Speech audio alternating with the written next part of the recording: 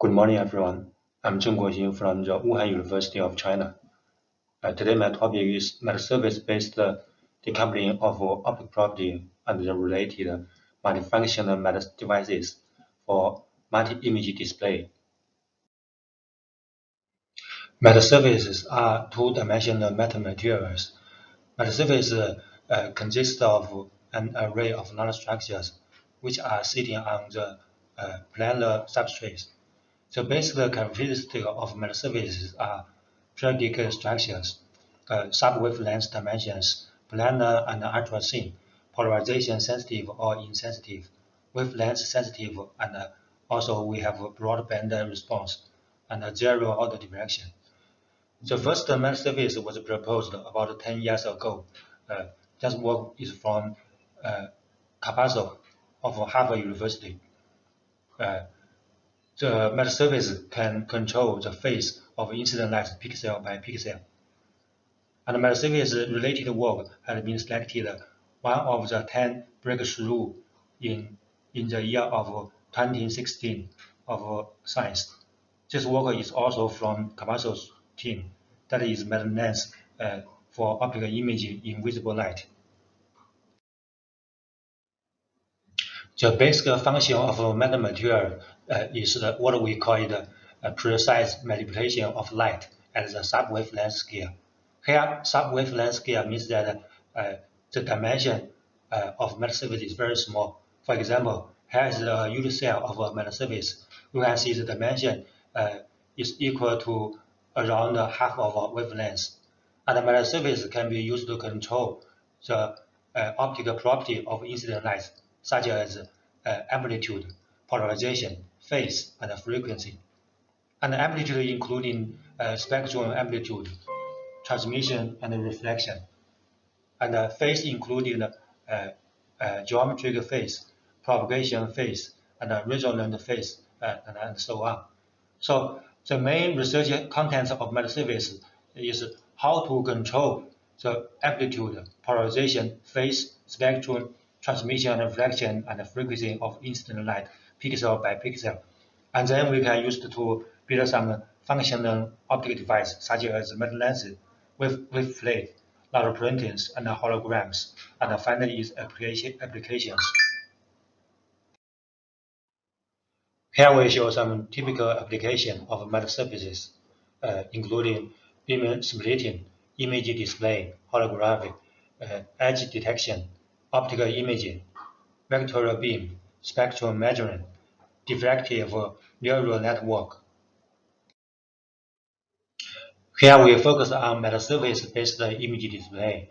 Our work are toward future display, that is ultra-small, ultra-high efficiency, ultra-large field of view, and multifunctional integration. There are two types of typical metasurface-based image display, that is holography and not printing.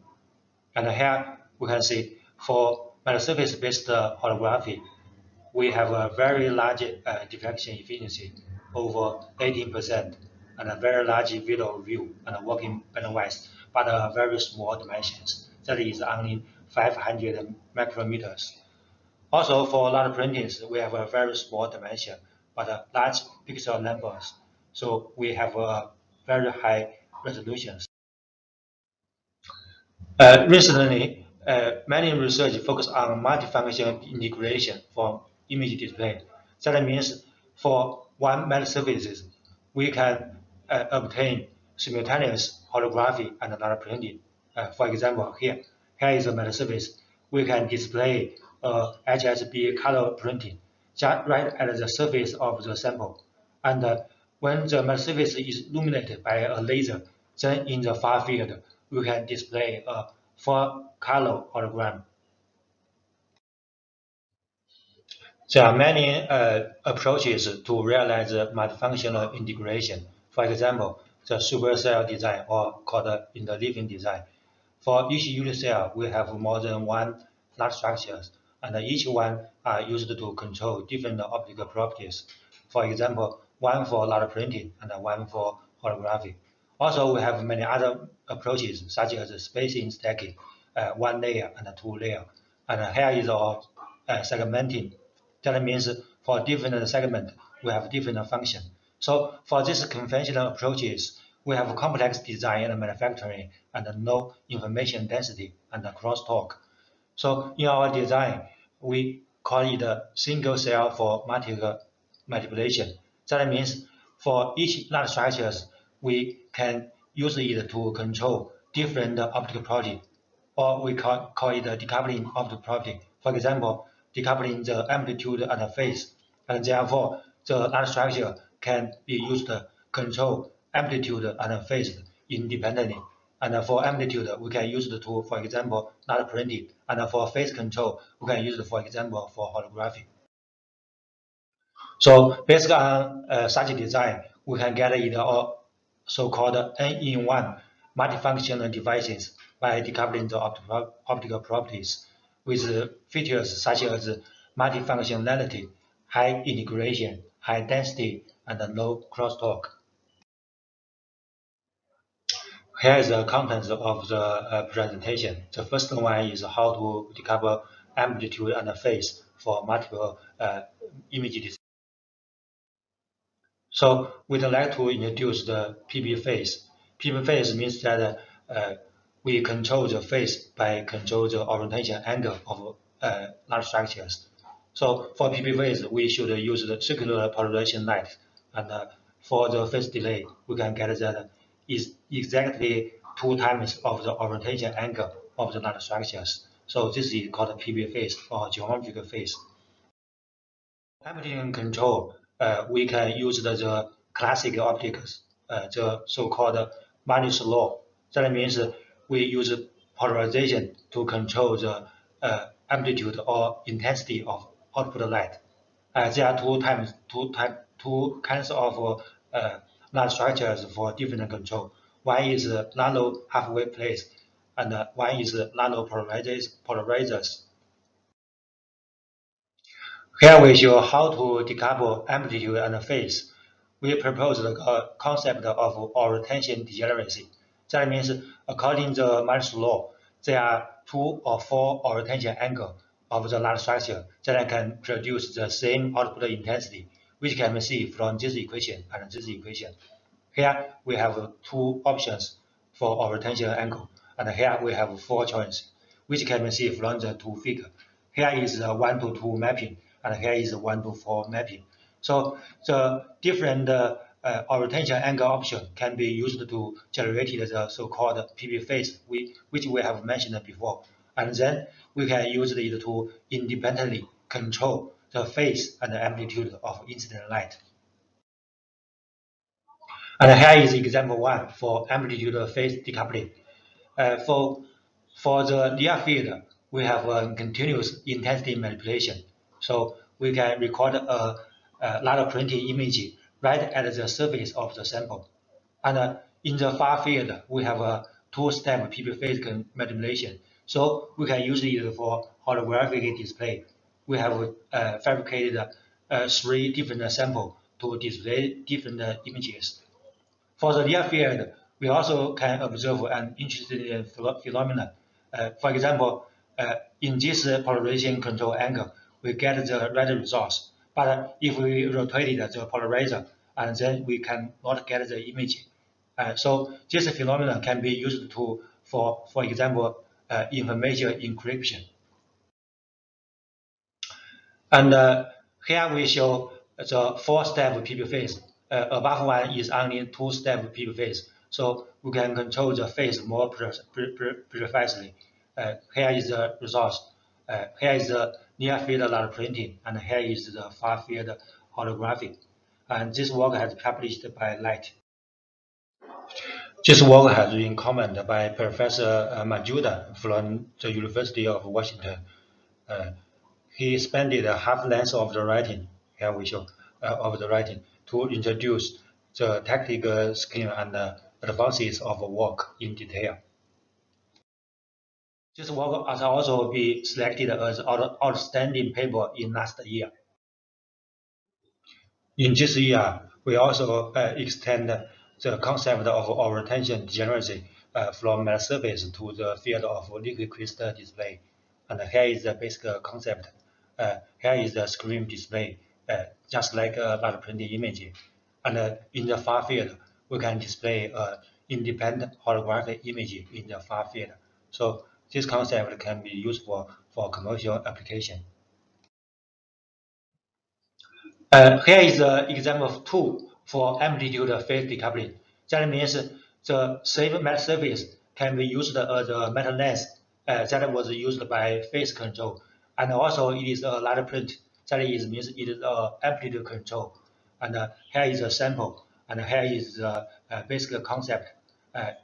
Apparently, it is a metal lens which can be used to image an object.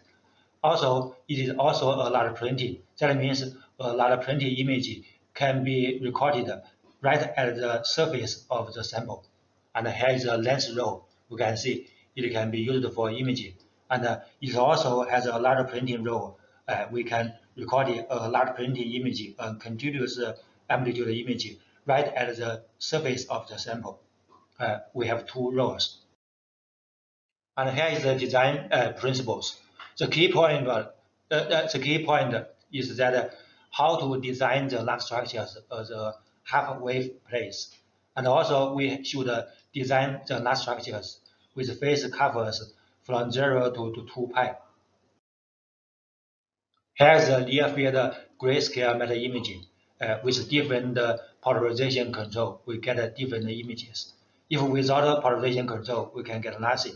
It is just as a metal lens. And in the far field, we can use it for beam focusing. You can see the beam focusing spot. And here is the far field imaging and near field large printings. For the far field, it is a metal lens, so it can be used for imaging. And in the near field, we can get a quite different image. It's the image of large printing imaging. For section 2, we implement tree decoupling. That is spectrum, amplitude, and phase decoupling for multiple displays. The first example is dual decoupling, the spectrum and amplitude.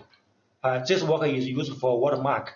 So for conventional watermark, we have only one mode. That means once it was fabricated, we can only display the watermark. You cannot swipe it. But for metal surface-based watermarking, we have a dual mode.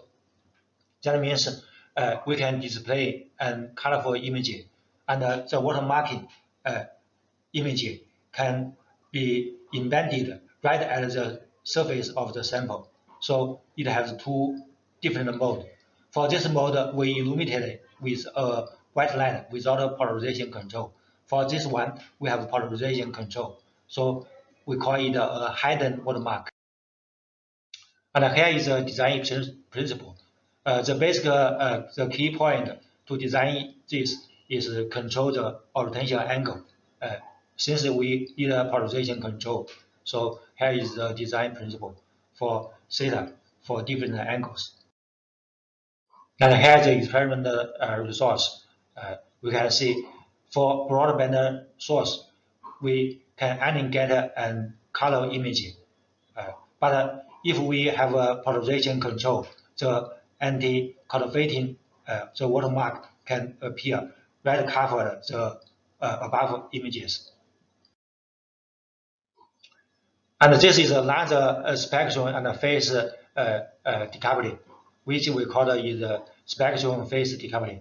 That means for the near field, there is a structural color, and in the far field, we have a holographic.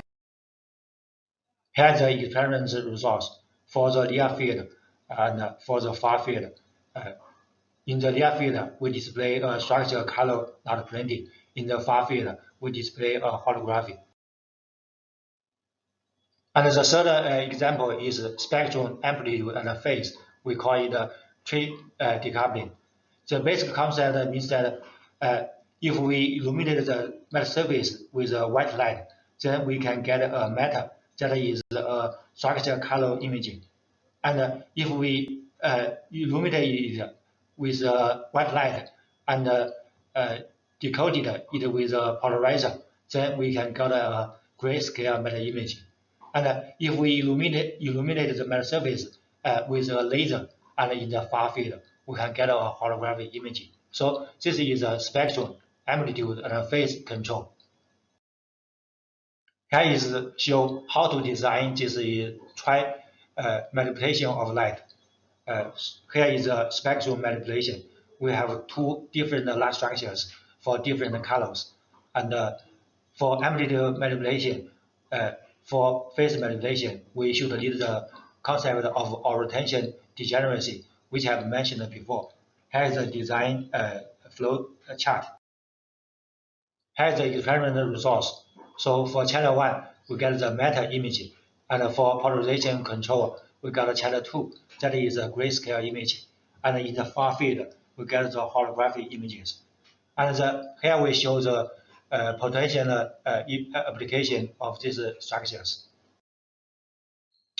And the third one is a dual polarization decoupling for multi. And here is the basic concept. So for different polarization control, we can get different images. And also, it is a non-orientation polarization multiplexing. That means the polarization control is not in a orthogonal control, but in a non-orthogonal control.